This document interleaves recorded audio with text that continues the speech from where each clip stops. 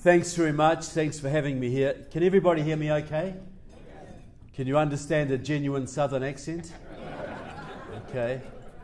Look, it's my first speech of this latest tour. So I'll try not to be rusty.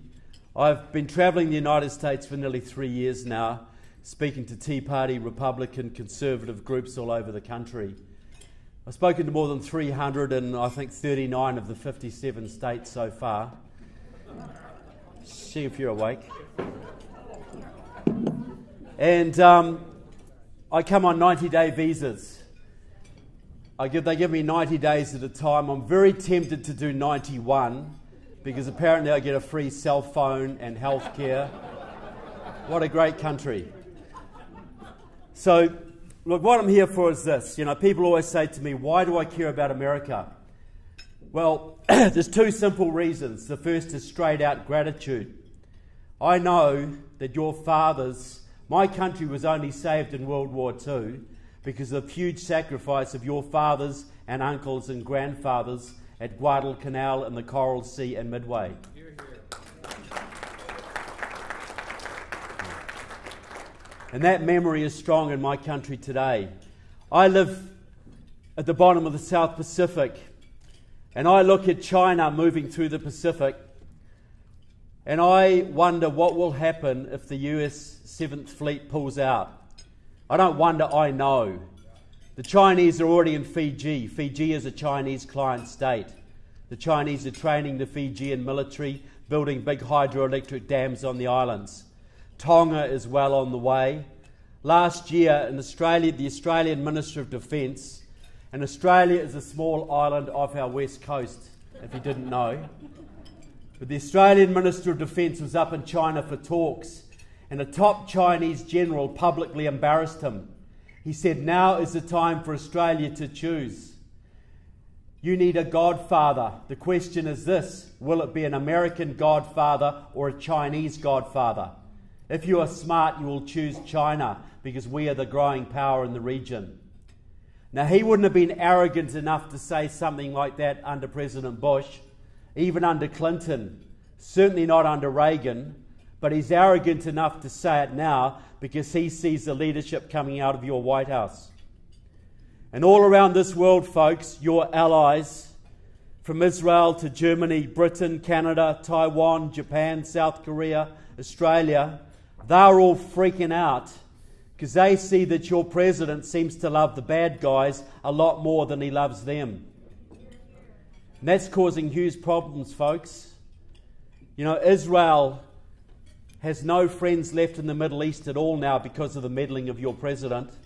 And they may be forced to take desperate measures to defend themselves, and those measures could put us into World War III. Japan was never supposed to rearm after World War II, and now they are rearming, which does not please us in Australia and New Zealand, I can tell you. But we do not blame them because we understand that they cannot trust Obama to protect them from North Korea and China. And your allies, they're looking at your America and they think, well, what did Obama do to Poland and Czechoslovakia? Took away their missile shield, exposed them to the Russians. What did he do to Georgia? Abandoned them to the Russians. What's he doing in the Ukraine right now? You know, America has a treaty to defend the Ukraine in the event of Russian aggression. A treaty to defend the country. And what's Obama doing? He's sending out John Kerry. What's Kerry going to do? Cut off Russia's ketchup supplies. That'll terrify him. So, your allies, you saw where this was going when Obama called for support to go into Syria. All your allies were lining up, right? Couldn't wait to get on board, could they? And I'm not saying they should have. It was madness, but it shows where American prestige is going. Vladimir Putin, the old KGB man, and as he says himself, there's no such thing as a former KGB man.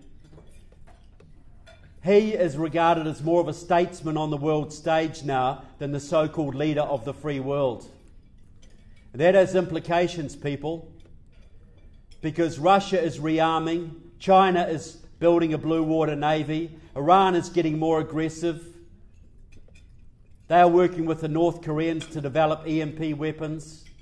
And your allies are putting themselves at arm's length.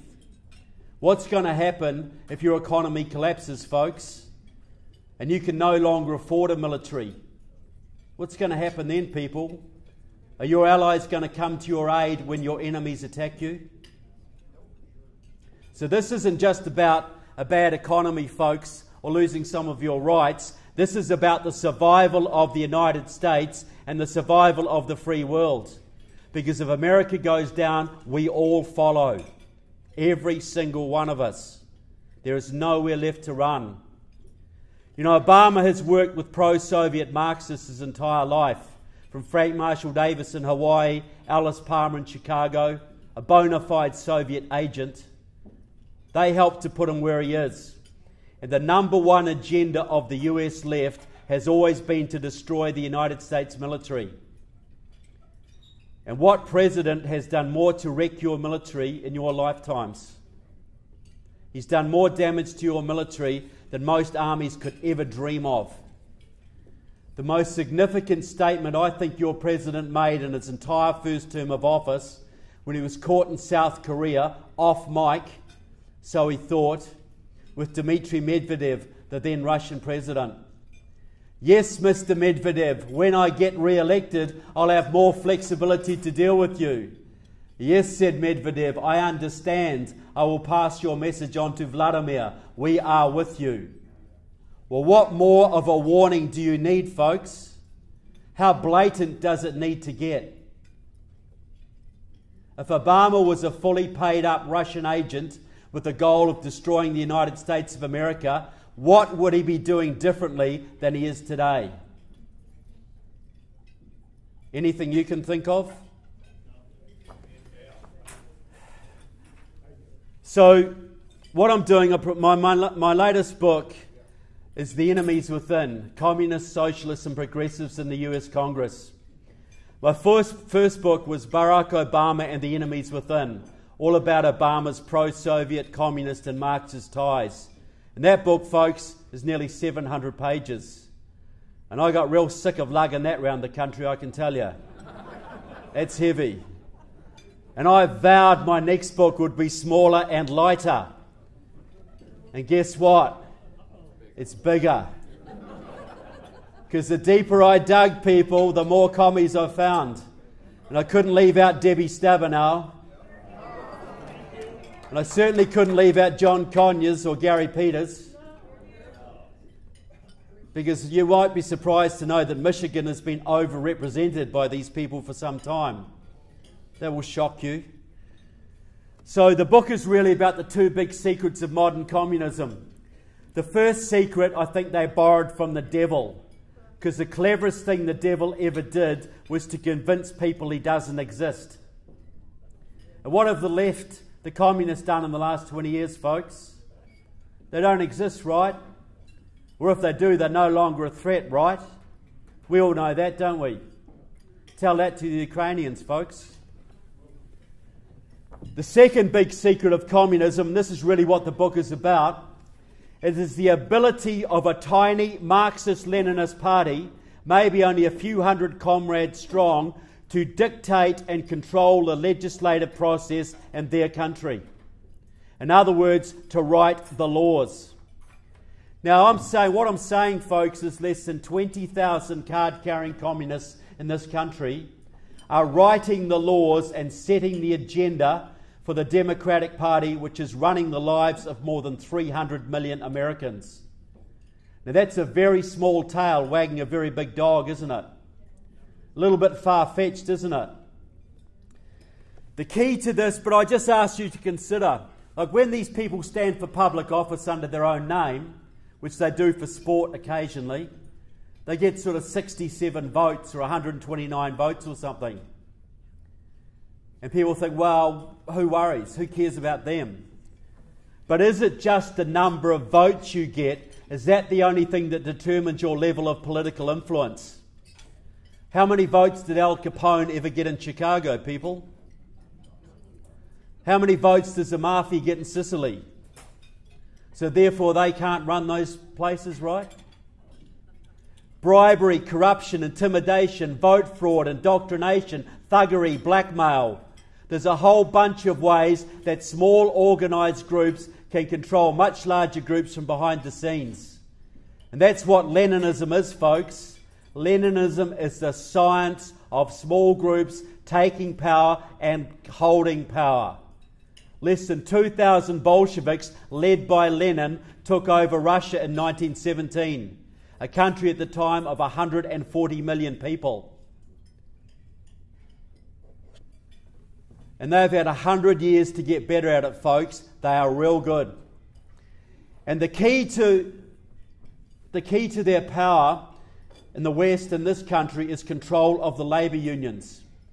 Now, you are very lucky in this country for a long time because your AFL-CIO was led by hardcore anti-communists like Lane Kirkland and George Meany. But in 1995 there was a coup, and I bet you've never heard of it, because that was the year that Democratic Socialists of America, your largest Marxist group, which basically led the Detroit City Council for many years under Marion Mahaffey, etc., and controls the Michigan Democratic Party. That was the year they took over the AFL-CIO. And they put their man John Sweeney in as president. And he took out the anti-communist clause from the AFL-CIO's constitution, and the Marxists came flooding back. And now Richard Trump is running it for them. Now what that did, folks, was give the Marxists effective control of the Democratic Party. Because you think about it. How many Democrats in this country at any level do not owe their job to the labour unions? You know, for money, for manpower, get out the vote, even for vote fraud. They rely on the unions to get them into power. And if your job is dependent on the unions and they tell you to enact a certain policy or push certain legislation, what do, folks? You do what you're told. So the process is simple. The communists set a policy. It might be green jobs or normalisation of relations with Cuba or socialisation of student loans, whatever it is. They make it union policy and the unions make it Democrat policy. There's not a policy in today's Democratic Party that cannot be traced back to Democratic Socialists of America or the Communist Party USA or both. They are setting the agenda right now in real time. Now I want to give a couple of examples of that. Now, if you've been following the news lately, you might have heard of this one. It's called Obamacare. Okay. Now look, Obamacare is not fully socialised medicine yet. It's not single payer as we say, but we all know where it's heading. Jan Schakowsky said as much. Harry Reid's admitted it. This is going to single payer. That's the goal. Government-run healthcare. Now, the father of the single payer healthcare movement in this country is a man called Quentin Young. He's a retired physician from Chicago. He's pushing 90 now. And I'll tell you what, he has been working on this for 50 years. He set up Physicians for a National Health Plan. He's worked with the AMA, worked with Canadian doctors, and worked with your Congressman John Conyers to get single-payer legislation put in front of your Congress on several occasions. But it was always voted down. But in 2009, with the Affordable Health Care Act, they finally started to make progress. And it's not surprising the progress came under Mr. Obama, because for many years in Chicago, Quentin Young was Mr. Obama's personal physician and friend and political mentor. Quentin Young openly claims credit for indoctrinating Obama into socialised healthcare, says Obama was a huge fan of single payer when he was an Illinois state senator and nobody paid any attention to him. Quentin Young was a 40-year veteran of the Communist Party USA. He then left that organisation to form Democratic Socialists of America, your largest Marxist group. And just incidentally, any Vietnam veterans in the room? I know there are some. Thank you. I knew there would be several. In 1972, Quentin Young and three fellow doctors, went to communist North Vietnam to offer their services to that government when they were trying to kill people in this room. That's how patriotic Quentin Young is. Now, it is Democratic Socialists of America that gave you Obamacare. 100%, that's their baby. They've been pushing this 40 years now. And they openly claim credit for it in their publications. They promoted it through the AFL-CIO, through Physicians for a National Health Plan, and also through the Congressional Progressive Caucus, which they set up. That's 80 members in your House that basically does the bidding of Democratic Socialists of America and the Communist Party USA. That's where it came from, folks. And right now, they are admitting in their publications that Obamacare is going to fail.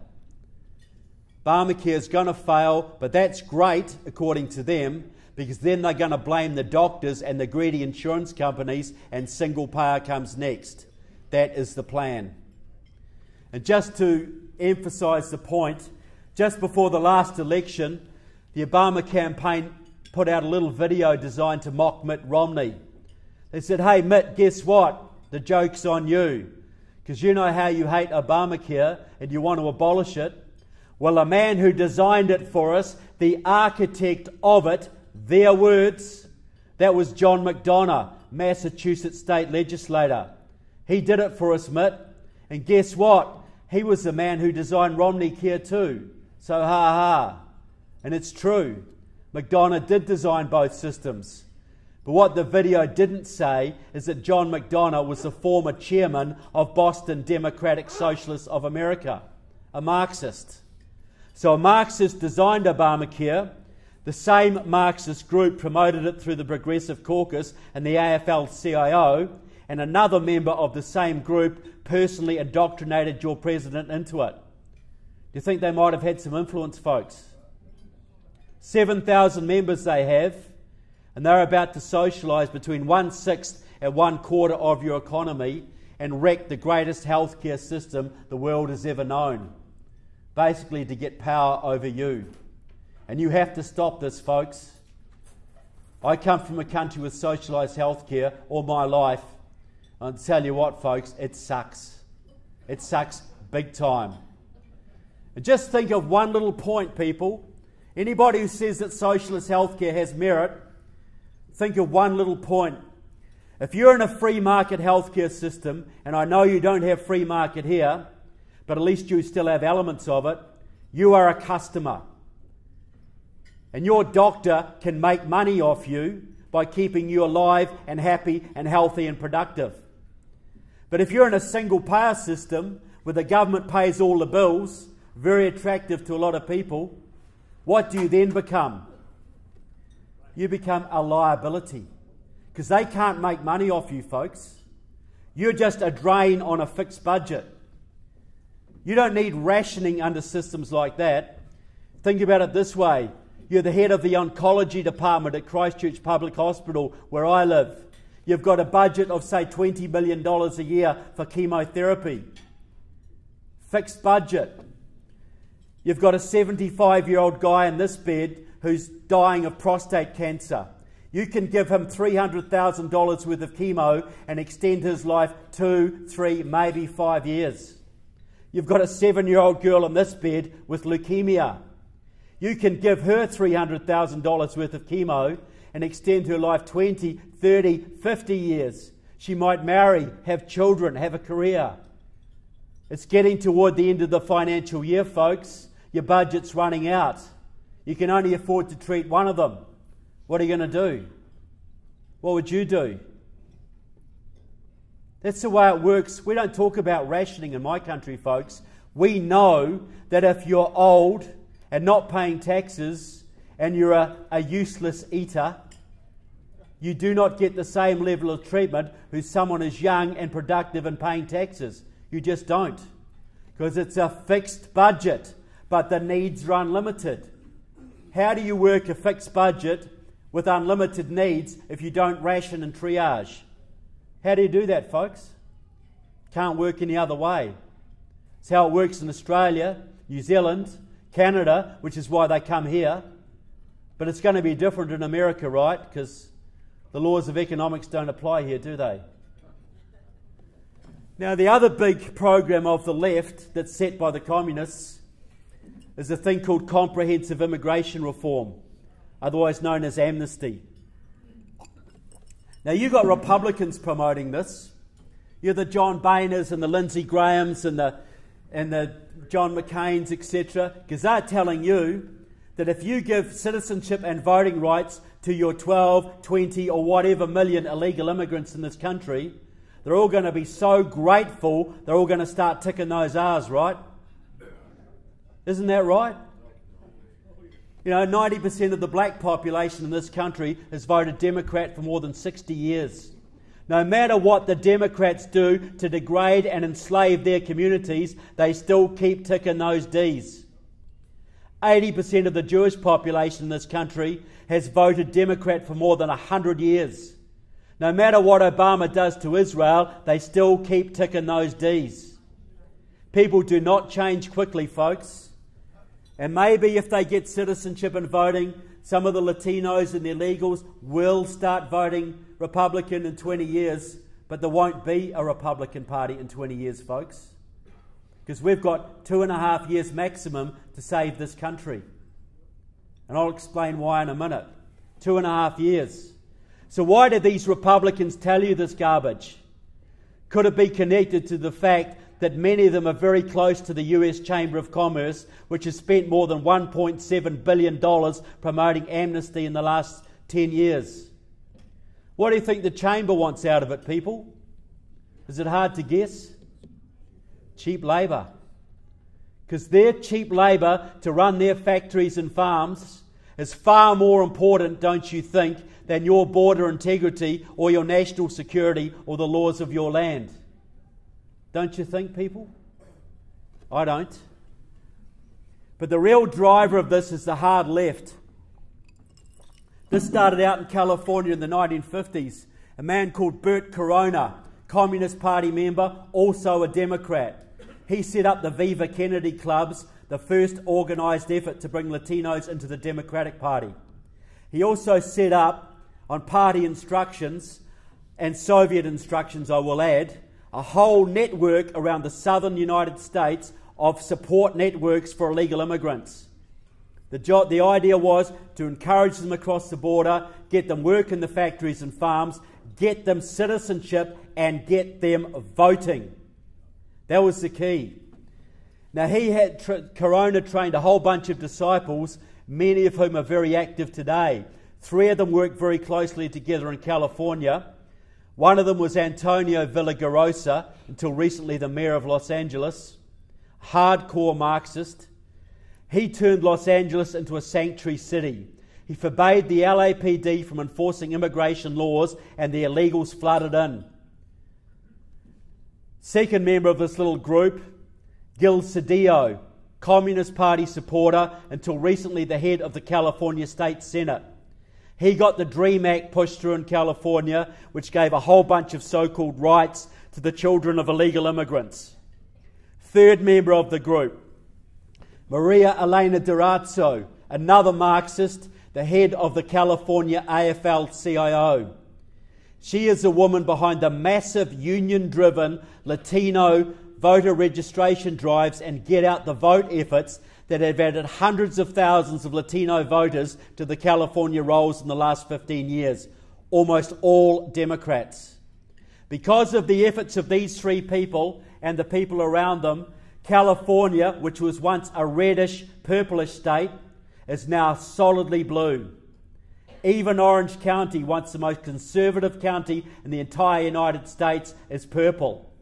All a result of the work of these people as part of a deliberate program to change the voting patterns and demographics of that state. The man leading the movement today is a man called Eliseo Medina. Full-time immigration activist right now. He was until recently the executive vice president of the SEIU union, largest union in your country and the one with the biggest Latino membership. Medina is a card-carrying member of Democratic Socialists of America. He's a supporter of the Communist Party USA and a former member of Obama's Latino Advisory Committee. Mr. Obama consulted Medina before he embarked on the latest immigration drive. I've got several pictures of them together. Medina works very closely with Luis Gutierrez, the rep from Illinois, who is driving the immigration debate through the House. Gutierrez is a former member of the pro-Cuban Marxist-Leninist Puerto Rican Socialist Party, and he works closely with Raul Grijalva of the Progressive Caucus, who is a hardcore supporter of the Communist Party USA in Arizona. And they are driving this debate, folks. Medina was the man who got the bill that went through the Senate. He pushed that bill through the Senate, and he's been using his union goons across this country for the last several months to try and pressure your Republican congressman to get that bill through the House. It's his life's work, folks. He is hardcore at it.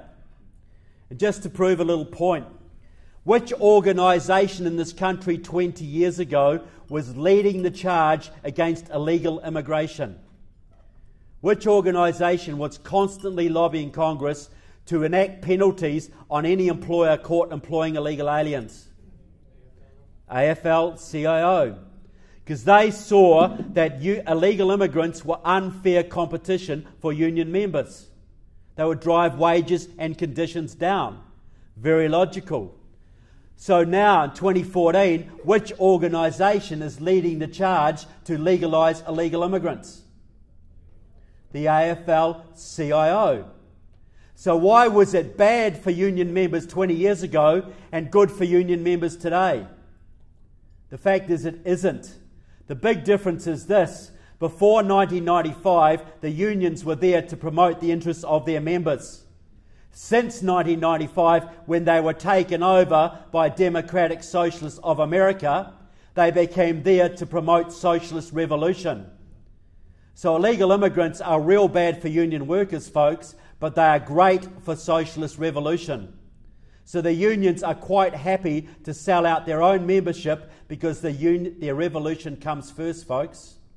And the man who got the unions to change that policy after 5 years of hard work at their convention in Louisiana in 2000 was Eliseo Medina, the Marxist. He did it, folks. And why does he want it? Well, he let the cat out of the bag at a big progressive convention in Washington, D.C. 2 years ago. He got up in front of the comrades, I've got him on tape, I quote him in my book, and said this: the number one priority of the progressive movement is an immigration bill. We have to get citizenship and voting rights for our 11 million undocumented workers. And did he talk about compassion, or reuniting families, or giving immigrants a break, or the American dream, or helping the economy? Not a single bloody word, folks. All he said was this: in 2008, Latinos voted overwhelmingly for Obama and progressive candidates. If we stand by these people and get them citizenship and voting rights, they will stand by our movement. That will give us at least 8 million more Democratic Party votes. That will give us a governing majority, not just for the next few election cycles, but for the foreseeable future. In other words, a Democratic Party, one-party state led by the communists and the unions. Because think about it, folks, 8 million more Democratic Party votes. Texas goes blue. The whole Southwest goes blue. Georgia will probably go blue. But you take the Electoral College votes from Texas alone, your second most populous state, and add them to the Electoral College votes from California, your most populous state, which they've already got through immigration. Add the total together, folks. It is then mathematically impossible for the Republicans to ever elect another president. It cannot be done, folks. It's a one-party state from that point. And if you think the Democrats are arrogant now, what are they going to be like with 8 million more votes in their pockets and the Republicans permanently out of office? It won't just be the IRS they send after you, folks. This won't be like France or Germany. This will be like Venezuela very quickly and Cuba not long after, because that is the plan. And you have Republicans telling you this is good for the GOP. They are not only betraying their own party, folks, they are betraying their country. And you have the power to get rid of them and primary them. And that's what you have to do, people, for your children's sake. Now, the book basically profiles 51 members of the House and 14 senators with Marxist ties. I won't go into them now, but I'll just say this. There's at least 100 members of your... Well, put it this way. Anybody here in this room who's ever, not counting military, who's ever applied for a federal government job, who's not afraid to admit it? One or two? Hey, Dick, yeah, of course. Now, did you have to get a security clearance, Dick? Now, I know that they can go through your underwear drawers. You know, your childhood background, your friends, any dodgy uncles you might have, you know, overseas travel, drug habits, whatever. I know a friend in the last couple of years who applied for a low-level federal government job. The FBI drove to Canada to interview his communist uncle. And on the basis of that, he was denied that position. And fair enough, folks, because they need to be able to trust you. You're at the heart of the federal government. You might have state secrets under your control. You might have the ability to influence public policy. But what happens if you're a young radical like John Conyers, who hangs around with the Communist Party? He's got a 50-year history with the Communist Party, by the way. Or Barbara Lee is pretty much the same, or Eddie Bernice Johnson, or Jan Schakowsky, or Jerry Nadler, or Danny Davis, or all card-carrying members of Democratic Socialists of America, or Judy Chu, head of the Asia Pacific Caucus, who used to hang around with the Communist Workers' Party, one of the most vicious Maoist groups in the country. If you're one of those people, and the unions control the local Democratic Party, and they get you, put a suit and tie on you, and get you elected to Congress, and you serve on the Science and Technology Committee, or the Homeland Security Committee, or the Armed Services Committee, or even the Intelligence Committee, and have access to all sorts of government secrets, and the ability to influence public policy, not just on a national level, but an international level, how much of a security clearance do you need for that one, folks? Zero. Because the people are supposed to vet the candidates, right? And the media is supposed to help you do it, right? How's that working out for you guys? Think about it. If you were a North Korean or a Cuban or a Chinese intelligence officer targeting the United States, and you had the comrades on your back to get results, and if you failed, you go to the gulag, and you had friends in this country who controlled the local Democratic Party and the unions and had the ability to get their sympathisers into your Congress or your Senate and get any secrets they wanted or influence public policy in certain directions, would you be taking advantage of that opportunity? Do you think they're so stupid they do not take advantage of that massive hole in your national security, where they can put their friends into your government with no security checks whatsoever? Do you think your enemies aren't exploiting that every single day? Do you think they're that lazy and stupid? You got John Conyers, 50 years with the Communist Party. You got the Congressional Black Caucus, who are going down to Cuba on a regular basis, and I quote Raul Castro on this. He talks to them about how they're going to change policy in your country to ease trade and travel restrictions on Cuba so they can send more spies and terrorists to your country. What do you call it, folks, when someone goes from your country to an enemy foreign country to work with them against you? Is there a penalty for that, people? It's happening every day, folks, and nobody says boo. There's at least 100 members of your House and 20 members of your Senate who wouldn't get a security clearance to clean the toilets at any military base in your country. And neither would your president. Could that be an issue, folks? So, but I don't want to depress you people with any of that or bring you down in any way. Am I a little bit late? hang around. We ban those, no razor blades allowed when I speak, all right? Now look, if I thought there was no hope for America, I'd be back in my beautiful New Zealand right now, building bunkers and stocking up on baked beans. Okay? I'm not mocking prepping, believe me. This is how I see it. 2008, the left had a slam dunk. They had the House, the Senate, and their man in the White House. Their agenda was all written out, and those 60s radicals who'd been burrowing through your Democratic Party and your universities and your media for 40 years, their hour had finally come. And they were going to take out the great Satan, folks. They finally had their ducks in a row. And believe me, they were dancing. They were happy. And who was going to stop them? John Boehner? What were they scared of? But in 2009 and 2010, something miraculous happened. Shouldn't be hard for you guys to figure it out.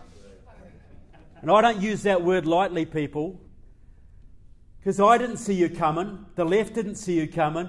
You guys came out of nowhere, out of left field, or should I say right field perhaps, and you snuck up on them, folks, because you blogged and you marched and you emailed and you rallied and you agitated and you put some spine into that GOP and you took back the House in 2010.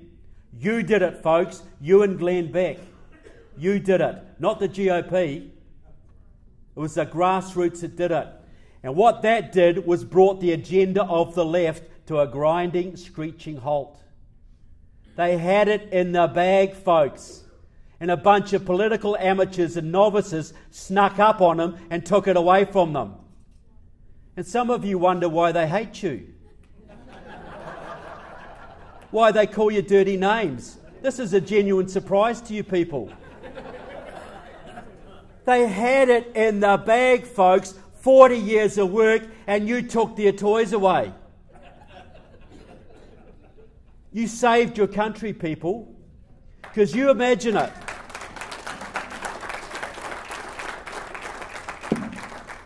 Had you not done that in 2010, the entire agenda of the left would be in now. Obamacare would be locked in. The 8 million illegals would be voting in 2014.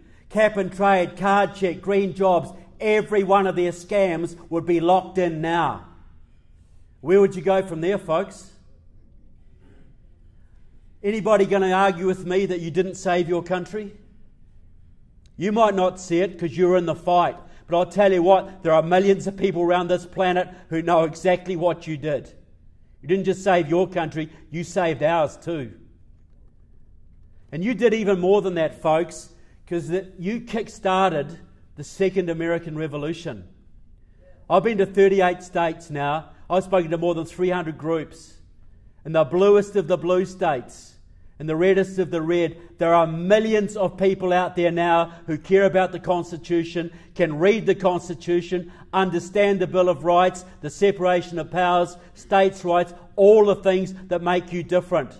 There are more people like that than at any time since the Revolution. You've got to appreciate that, folks. There's an army out there. And that army just needs one thing: proper leadership. I'm going to do something now because, well, look, this is how I see it. You've had 100 years of progressivism. You've got to undo that. It might take 20, 30 years, but you've got two big battles coming up, 2014 and 2016. And you have to win those, folks.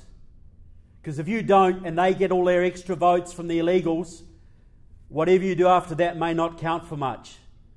So there ain't time for third-party people. There's only one force in the time we have left that can stop the Democrats, and that is the GOP. But the real question is this: what will the character of that GOP be? Because if the old guard have their way, they will give you a Jeb Bush or a Chris Christie, and you'll lose, folks. And even if you fluke a win, you still lose, because your progressivism just rolls on. But if you have a real leader, and I'll just put one out there, maybe someone like Ted Cruz.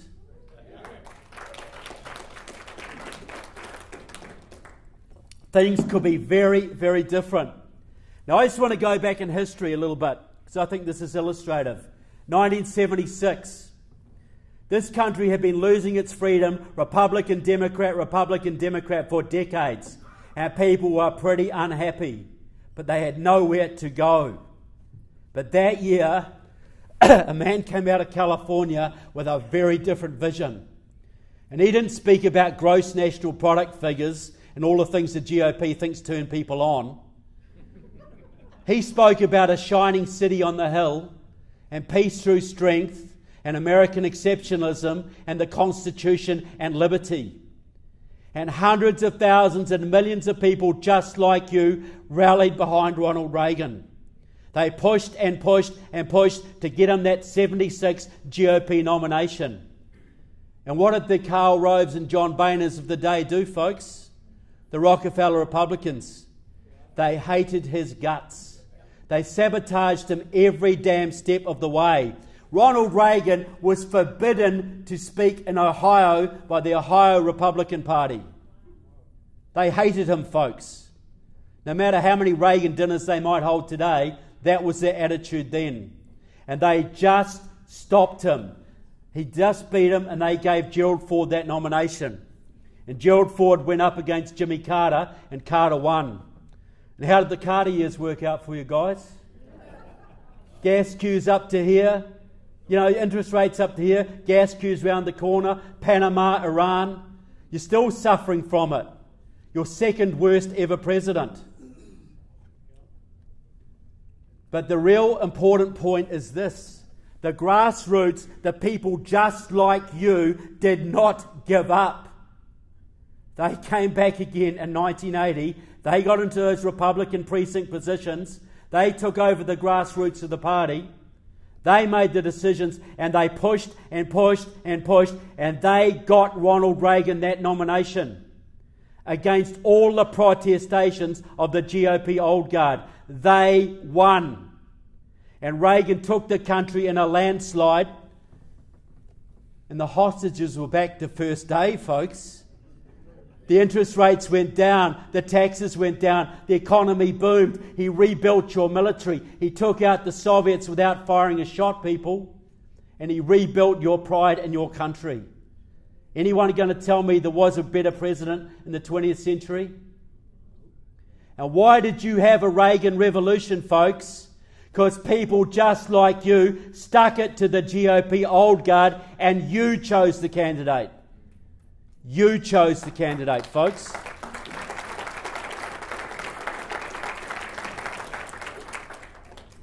Is there a lesson for today? Because I'm telling you this right now, this country is Carter on steroids.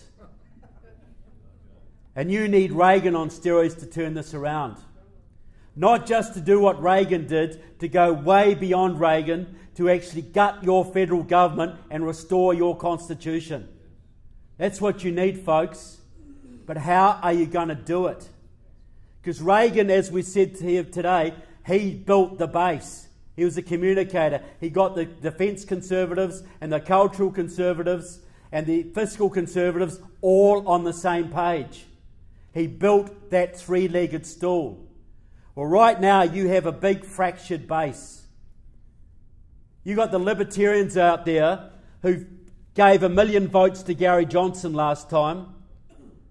You've got the social conservatives, fiscal conservatives, defence conservatives, Second Amendment voters. You've got education voters. You've got a whole lot of people. You've got the moderates. You've got the 2 million GOPers who didn't even vote last time. You've got several million evangelical Christians who aren't even registered. You've got them all out there, folks. And to beat the vote fraud and to beat the media, you need every single element of your base. Can you afford to spurn one single sector? You need it all, folks. Karl Rove went after the independents. He might have got a few, but 2 million GOPers stayed home. How great was that? They would have been enough to swing it.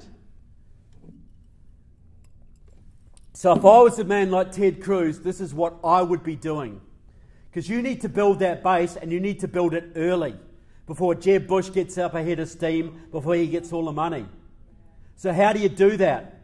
Well, the one thing all these groups have got in common, and they don't like each other very much a lot of the time, but one thing they all have in common is they all want something. They want a better defence policy, or rebuilding the military, or the Second Amendment protected, or a better education system, to get rid of Common Core or whatever. They all want something.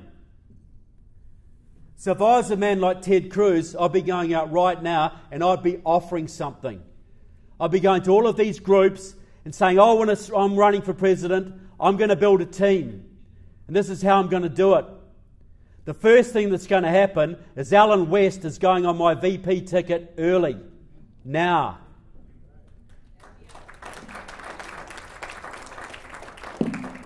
Then you libertarians, I want your vote. What I'm going to do, Rand Paul will be Secretary of the Treasury, and he can do what he damn well wants to the Federal Reserve and the IRS, carte blanche. Energy voters, Sarah Palin, Secretary of Energy. Drill, baby, drill. Drill in your backyard if you want to. Keystone Pipeline, $2 a gallon gas for every American family. Scott Walker, Secretary of Labour, right to work all over. Where are you going to put Ben Carson? I'll tell you. Herman Cain, Secretary of Commerce, deregulate, deregulate, deregulate, all over, folks. John Bolton, Secretary of State, you tell your enemies where to go, rebuild your alliances.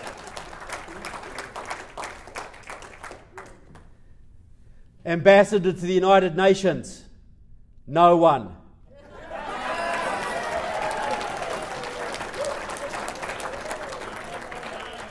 Dr. Ben Carson, Secretary of Health and Human Services. Trey Gowdy, Attorney General. And for the Christians who don't care about politics but do care about education, I'd say make a man like David Barton Secretary of Education. Common Core gone. Homeschooling protected. You could go through the whole slate, folks. Choose the cabinet now and give everybody something. Every sector of your base gets someone to inspire them. Would you get out for a team like that? Would you campaign and tally bank and phone bank and door knock and open your checkbook if you knew you were getting a team like that? Would that unite the base? Just imagine it, folks, because you have never had a bigger base of patriots and constitutionalists than you have today. You've got all those great leaders out there who know exactly what it takes to turn this country around and are itching to do it. Unite the base with the leaders. Who's going to stop you, folks? Who could stand in the way of that? What would the media do, people? They'd freak.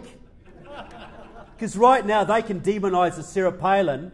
They can demonise a Mitt Romney. You try demonising 15 Rottweilers who are all backing each other up and don't take any crap from anyone. You just try it.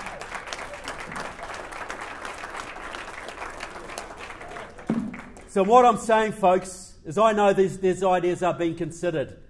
I know Ted Cruz used a couple of my talking points in the speech at CPAC. So I think that could win the election, but not just win the election, actually set your country on a whole new course. Because that's what's got to happen, folks. We are sick of holding our nose and voting for people we don't want. We are sick of holding the line. It's not a victory to stop a socialist measure. It is a victory when we reclaim our agenda and have our country going the direction it should be going in. That is a victory. And we can do that, folks, and we have to do that. So what I'm asking for is 2.5 years of the hardest work you have ever done. Because 2.5 years, folks, is going to decide the fate of this country. I know a lot of you people have done 5 years of hard, thankless work. I know a lot of people how burned out you are and how hard it is and how tough it is and all the other things you could be doing. But think about it this way, folks. You do 2.5 more years of the hardest work you've ever done You, the very least you're going to get, win or lose, is the right to look your children in the eye and say, I did everything I could.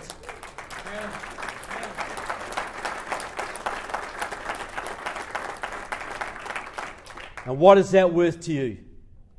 And if you win, and you can win, you will give your children not just the country you inherited, but one even greater. And what is that worth to you? It's everything, folks. Look, it's tough, you know. I don't think this is easy, and victory is not assured. But you think back to that first American Revolution, folks. Would you have bet on George Washington? A bunch of farmers and lawyers and shopkeepers and blacksmiths took on the greatest military empire the world knew at that point, and they beat them. They were chased across every state. They lost far more battles than they ever won. They froze and starved. I was at Morristown last year, where 10,000 of your troops spent the winter of 1780. The harshest winter in history. Made this last one look like Hawaii, people. The troops were eating their boots to survive. The officers were eating their dogs. 10,000 troops started the winter. Death, desertion and disease reduced it to 6,000. But they persevered. They went through Valley Forge. They starved and dodged British bullets for years. But they persevered under great leadership, and they took out the British at Yorktown in that final decisive battle.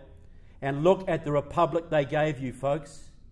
Look at the amazing country they created. Do you think those patriots, freezing and starving in the snow, had any idea of the amazing country they were creating? Do you think they had any idea of their role in history? We can understand people because we look back 200 years. We can see what they did because we have perspective. We can see the chain of events they set in place. And we can see how fragile that chain was at several points. How it could have gone either way. And we all know, folks, that they weren't standing alone in their battles. They didn't just have the French on their side. They had a lot higher forces than that. George Washington understood just how miraculous his victory was. And is the world different now, people? If you stand up and fight for what's right, will you be abandoned? You know you will not. So what is your role in history, folks? How about you look forward 200 years? 200 years from now, some young kid will be up in front of a civics class in this town, and he'll get in front of his friends and say something like this. Guess what, guys? You know how we studied that second American Revolution when everybody thought the country was done, but the patriots stood up and they saved the republic and restored the Constitution. Well, you see what we owe those guys. Well, I discovered something amazing. I did some research into my family background.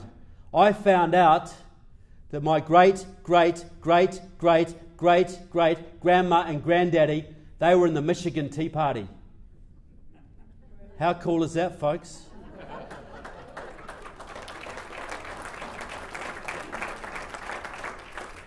So I just want to say to you people, thank you so much for what you're doing for your country and for my country and for liberty. God bless America and God bless the Tea Party. Thank you. Thank you. Thank you. Thanks, guys. Thank you. Thanks, man.